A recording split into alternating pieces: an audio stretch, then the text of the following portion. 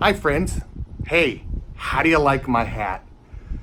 For those who've been following the channel, you know that my oldest son has been giving me kind of a rough time about the hats that I wear. And so instead of always just being a complainer, he solves problems. And so for Father's Day this last year, just a couple of months ago, he ended up ordering these hats. Now they didn't come in time for Father's Day, but these hats finally got delivered and he surprised me with them, and I'm just so tickled pink about these wonderful simple homesteading hats. He got me 3 of them in different colors. You'll be seeing them through the videos, but again, just loving the hat. Thank you very much, Michael. I appreciate it.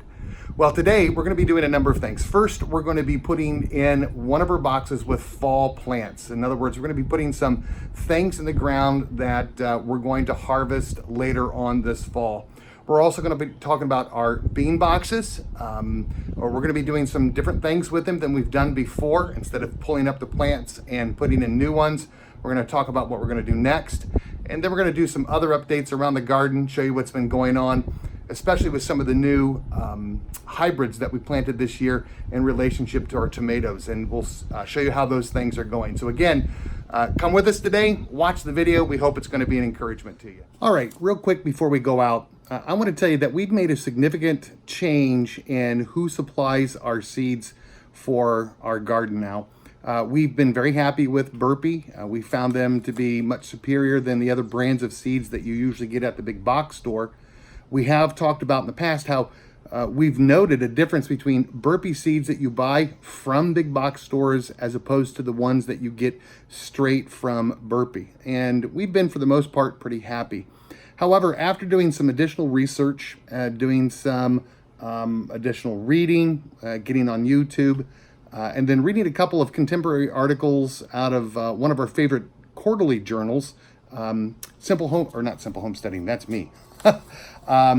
Backwoods Home Journal and Self-Sufficiency, we've began to learn that probably the best seeds, or the best seeds that you can get, are those seeds that are grown not by some large national or international seed provider, but the smaller companies that specialize not just in developing seeds, but developing seeds that specific to your growing region. And again, here where we're at in Southwest Ohio, we tend to border on zone 5, zone 6, and we usually plant for a zone that would find itself more in the Kentucky area rather than up towards northern Ohio, northern Indiana, Michigan, zones such as that.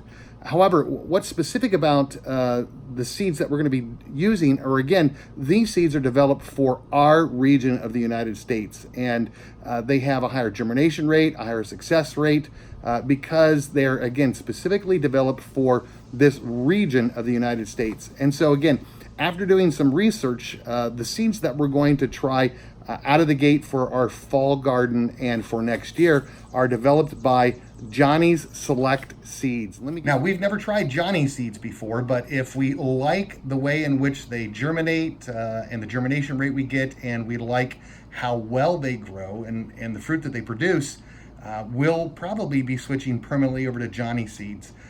There are also a couple of other companies that also deal with our region of the United States, and we might look at trying some of those also. However, what we're going to do for our fall garden is we're going to go ahead and try putting in some carrots. Now, I have radishes here. Actually, we're not going to be putting those radishes in right away. We're actually going to be using 2 other types of seeds. We're going to be putting in cabbage from seed. Now, we usually do starts. We start them indoor early, and then we transplant the plants, but we're going to try doing cabbage from seed, and then we're going to also do bunching onions. We've really missed our bunching onions. If you remember, the box that the newer box we put in and put in new dirt, we just had a problem with it. Nothing really grew in it very well. And so we're going to go ahead and take the box in which we pulled our garlic and our spinach out of, and we've been sterilizing it with a tarp for about 3-4 weeks now. We're going to go ahead and get that ready, and we're going to put some of our Johnny's Select seeds in that box. We're going to be doing, again, cabbage and bunching onions. And then what we're going to do in the other box, we're going to amend it also after we get all the other stuff pulled out, put in our compost, and we're going to be putting in lots of spinach and these radishes and carrots, and we're going to see how that works. So let's go ahead and let's go out to the box and start getting it ready to plant our seeds. Also, we'll put a link in the description below where you can go and find Johnny's Select Seeds.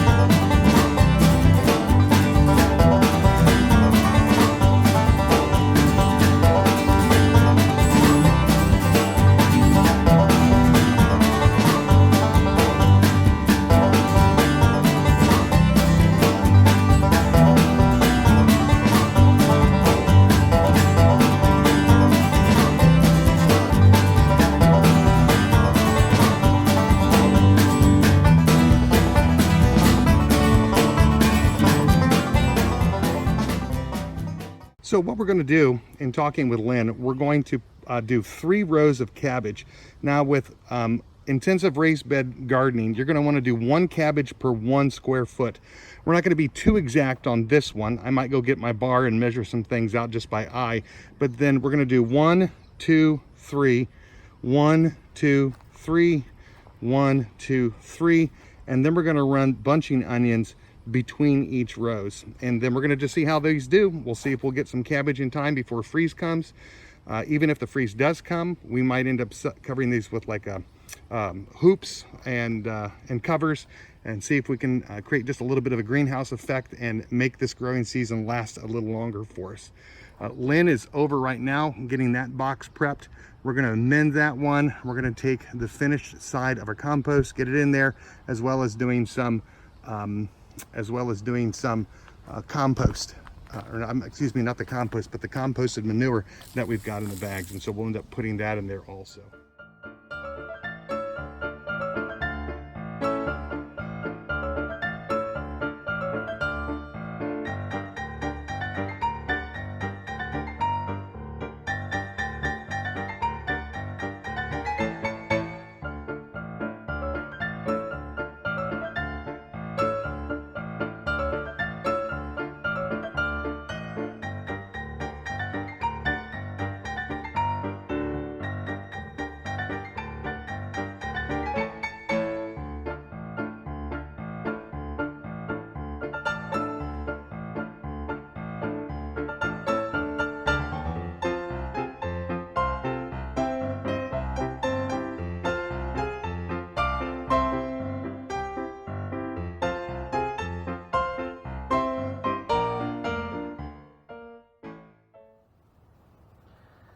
Now what Lynn is doing is we took our bunching onions that weren't doing very well over in that box.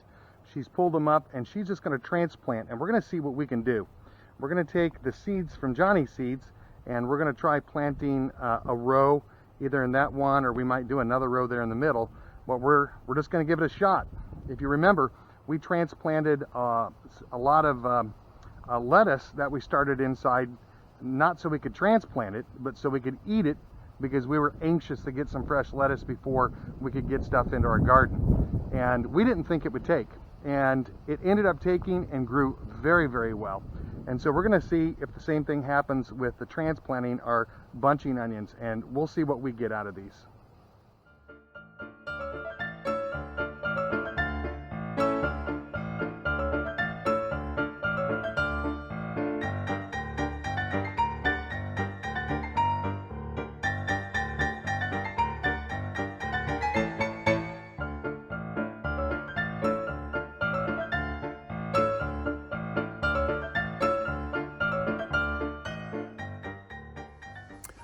All right, we're gonna see what happens with that box, see what it gives us.